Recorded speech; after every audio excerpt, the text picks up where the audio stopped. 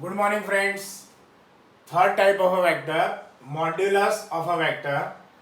Modulus of a vector is magnitude of that vector. मतलब मुझे उसका डायरेक्शन नहीं चाहिए, मुझे खाली वो वेक्टर का मैग्नीट्यूड चाहिए. That is what we call a modulus. Magnitude is simply just the value, guys. इतना ज़्यादा कंफ्यूज होने वाली बात नहीं है. जस्ट सिंपल कोई भी वेक्टर का मैग्नीट्यूड मतलब उसका वैल्यू. सपोज कोई वेक्टर को हमने डिनोट किया 5y से, तो उसका जो 5 जो वैल्यू है that is called its magnitude. Next, unit vector. ये काफी इंपॉर्टेंट है. Unit vector is a vector of unit magnitude drawn in the direction of a vector. खास समझना, कोई भी वेक्टर को हम रिप्रेजेंट करते हैं तो सबसे पहले हम क्या करते हैं, उसका मैग्नीट्यूड लेते हैं और वो कौन सी डायरेक्शन में जा रहा है वो बताते हैं. तो अगर कौन सी डायरेक्शन में जा रहा है उसका यूनिट मैग्नीट्यूड ले ले तो वो खाली हमें डायरेक्शन दिखाएगा. बराबर है. तो ऐसे वेक्टर को बोलेंगे यूनिट वेक्टर. से फॉर एग्जांपल कोई भी वेक्टर को हमने रिप्रेजेंट किया तो कैपिटल लेटर, एरो हेड, उसके बाद में उसका magnitude into unit vector. Okay, so that is the basic notations of the vector. वापस समझो क्या किया मैंने. सबसे पहले तो हमने कोई भी वेक्टर को रिप्रेजेंट करवाया. Say for example a is equal to a into A cap. ये जो छोटी चीज आपको ट्राइंगल जैसे दिख रही है उसको हम डिनोट करते हैं विद कैरेट और हेड और कैप. बराबर है. तीन चीजों से प्रोनाउंस कर सकते हैं यूनिट वेक्टर को guys. Either we can say it is a caret, head और कैप. तो यहाँ पे ये है क्या, vector is equal to magnitude into direction. Okay, तो यहाँ पे a जो है दैट विल बी मैग्नीट्यूड. ये पूरा a के ऊपर एरो होगा दैट इज अ वेक्टर और a cap will be known as the direction जिसको हम बोलेंगे यूनिट वेक्टर. राइट. मैं आपको एक सिंपल एग्जांपल देना चाहूंगा. Suppose a is equal to 5y, तो मॉड्यूलस ऑफ a उसका 5 हो जाएगा. उसका यूनिट वेक्टर अगर मैं ढूंढना चाहूं तो वो होगा a upon a. Right. So that is vector upon magnitude. So that is 5i upon 5. तो वो आपको मिलेगा i.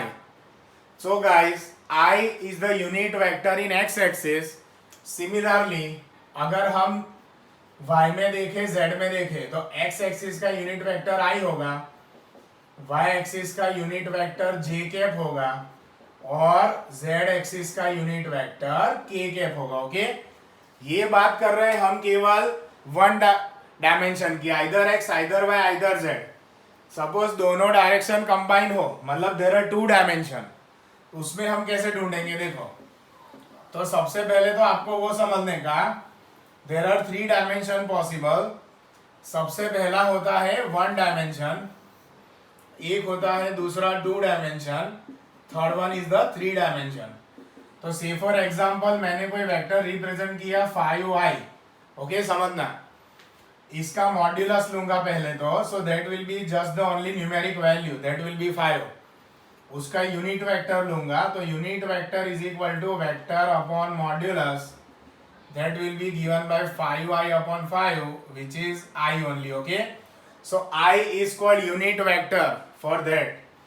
अभी अगर हम बात करें a is equal to 5y plus 6j, तो उसका मॉड्यूलस में लूंगा अंडर रूट कंपोनेंट्स का स्क्वायर. तो इसका स्क्वायर क्या आएगा गाइस, 5 स्क्वायर प्लस 6 स्क्वायर, जो आपको देगा 25 plus 36. And what is 25 plus 36? 6 plus 5 1. Okay, carry will be 1. 66 under root 66 is your magnitude.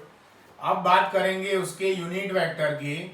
तो unit vector is equal to a upon magnitude and that will be denoted by 5y plus 6j upon under root of 66. Right.